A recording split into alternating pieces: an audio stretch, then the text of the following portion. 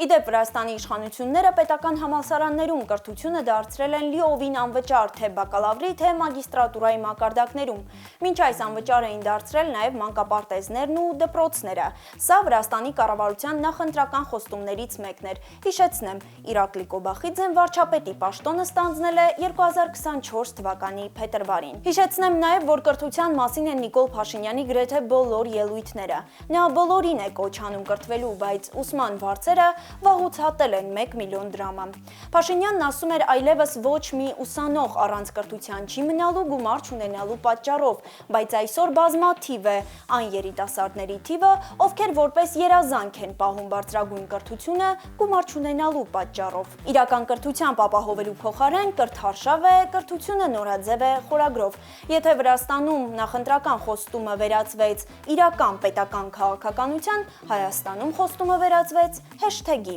Իդեպ Վրաստանում ամեն օր չեն հայտարարում, որ երիտասարդն իրենց համար գերագույն արժեք է, այլ դա ապացուցում են կառավարության որոշումներով։ Մեզ մոտ ունենում են ելույթներ և գործը համարում ավարտված։